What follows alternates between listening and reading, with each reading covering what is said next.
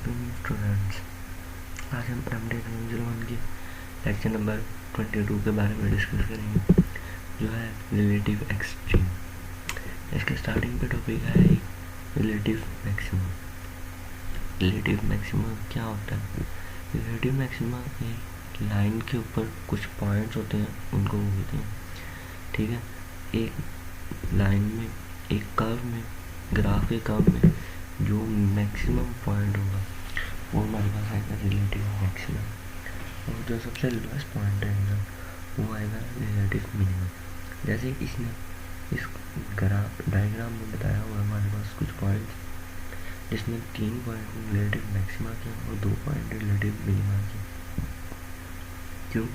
क्योंकि इसमें हमारे पास मैक्सिमम पॉइंट जो है वो ज़्यादा और मिनिमम कम है, तो उसने जैसे मिनिमम वेव जैसे जैसे आगे बढ़ती जाएगी वैसे वैसे हम मैक्सिमम और मिनिमम बताते जाएंगे। दैन इसके बाद नीचे आगे आ जाते हैं, तो आगे हमारे पास आते हैं कुछ डेफिनेशन है। यहाँ वैसे पढ़ लीजिएगा, ये इतनी इम्पोर्टेंट नहीं है। और उसके बाद में हमारे पास एक एग्जाम्पल है। एग्जाम्पल में हमारे पास बता रहा है कि greater than F of x node जो है वो ग्रेटर है एफ ऑफ एक्स से।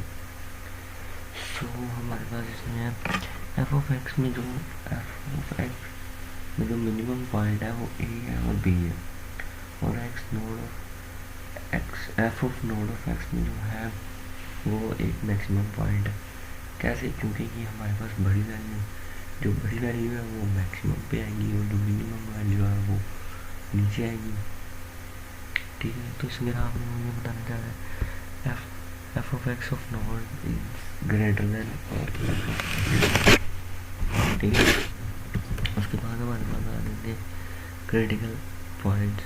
क्रिटिकल पॉइंट्स भी हमें ये बताते हैं कि हमारी जो वेव है ग्राफ में, हमारी जो वेव चल रही है वो इंक्रीज कर रही है या डिक्रीज कर रही है। इसमें भी वो रिलेटिव मैक्सिमा और मिनिमम है। इसकी आप डेफिनेशन आप पढ़ लीजिएगा, मैं आपको बता दिया कि इसमें भी वो यही हमारे पास बता रहे हैं, जो ग्राफ की वेव है वो हमारे पास इंक्रीज हो रही है और डिक्रीज हो रही है। ठीक है, उसके बाद नीचे आ जाते हैं, तो नीचे हमारे पास ये कुछ और एक दो डेफिनेशन है, ये भी आप पढ़ लीजिएगा। उसके बाद एक एग्जाम्पल आ रही है critical point and static point as tan line slope 0। अगर हमारे पास स्लोप 0 है तो हमारे पास क्या होगा? हमारे पास स्लोप 0 है तो हमारे पास जो है एक्स नोड जो है हमारे पास मैक्सिमम आएगा। ठीक है, और अगर एक्स 0 है तो हमारे पास क्रिटिकल पॉइंट जो है मिनिमम आएंगे और टेंजेंट लाइन किधर आएगी? मिनिमम पे। ठीक है, तो इसमें सेकंड वाले में बता रहा है कि हमारे पास जो है क्रिटिकल पॉइंट जो सा है वो हमारे पास एक्स नोड जो है मिनिमम पे आएगा, और थर्ड में बता रहा है एक्स 0 है इस critical point but not state in the derivative do not exist. Derivative अगर हमारे पास एग्जिस्ट नहीं करता तो हमारे पास ये क्रिटिकल पॉइंट किधर आएंगे? ओरिजिन में। ठीक है, इसके बाद हम नीचे आ जाते हैं, तो नीचे एक और थ्योरम है फर्स्ट डेरिवेटिव टेस्ट।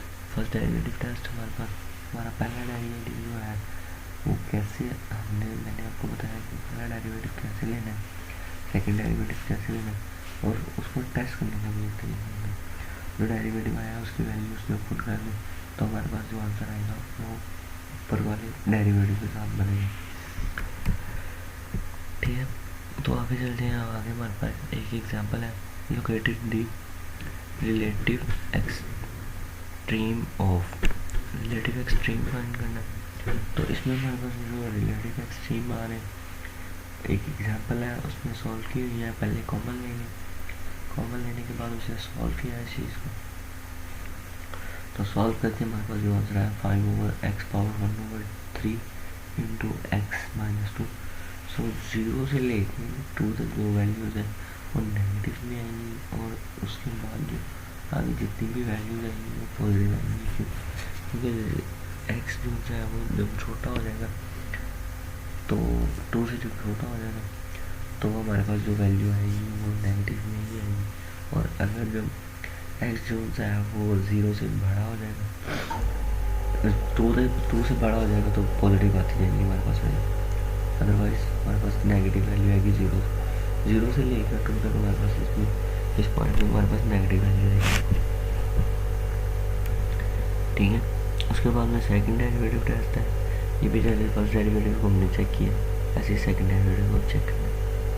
इसमें भी एग्जांपल है। एग्जांपल में हमारे पास हमने x f of x is equal to x power 4 minus 2x, इसको हमें सॉल्व करना है first derivative second derivative. Then f dash of x is equal to 0, यानी कि पहले डेरिवेटिव को 0 के बराबर पुट कर लेना। तो हमारे पास x की वैल्यू जो है +1 और -1 आएंगे। सो इसको हमने आगे पुट करके हमारे पास जो आंसर आएंगे वो आएगा f double dash of x -1 is equal to 8 is greater than 0। So तो ये पॉइंट हमारे पास जो आएंगे वो रिलेटिव मैक्सिमम के हैं। ठीक है, और ये है ग्राफ ऑफ फिनोमेना, ये इतना इम्पोर्टेंट नहीं। ठीक है, इसमें एक एग्जांपल है graph of phenomena p is y is equal to x power 3 minus 3x plus 2। इसमें हमने इसका सेकंड डेरिवेटिव फर्स्ट डेरिवेटिव भी लेना और सेकंड डेरिवेटिव भी लेना। तो हमारे पास जो है y के आंसर आते जाएंगे, y का आंसर है। ठीक है, तो हमने इसको पुट करके एक छोटा सा ग्राफ बनाया। उसके बाद है graph of relational function. Graph of relational function जो है हमारे ग्राफ और रिलेशन होते हैं। जैसे हमारे पास इसमें एक एग्जांपल में बता दिया कि f of x is equal to x over x minus 2। तो एक्स में इसमें एक्स की वैल्यू हमारे पास है 2 और वाई की वैल्यू हमारे पास आ रही है 1। सो हमारे पास ये ग्राफ जो होता है इस एग्जांपल इसकी तरह से हमारे पास आएगा। ठीक है, इसमें क्योंकि लिमिट जो है पॉजिटिव इन्फिनिटी से नेगेटिव इन्फिनिटी को अप्रोच करें तो हमारे पास जो ग्राफ है वो इन्फिनिटी तक जाएगी। उसके बाद आगे एक और एग्जांपल है, ये भी सेम ऊपर वाले एग्जांपल की तरह इसमें भी हमने लिमिट जो है वो पॉजिटिव इन्फिनिटी से नेगेटिव इन्फिनिटी तक लेंगे। तो हमारे पास जो आएगा आंसर आएंगे वो 1 आएगा। ठीक है, तो स्टूडेंट्स आज का लेक्चर हमारा इधर ही खत्म होता है। Kindly subscribe my channel, like comment and share. और हमारा मिड टर्म का चैप्टर्स आज कंप्लीट हो चुका है। सो मिलते हैं हमने अगले लेक्चर में।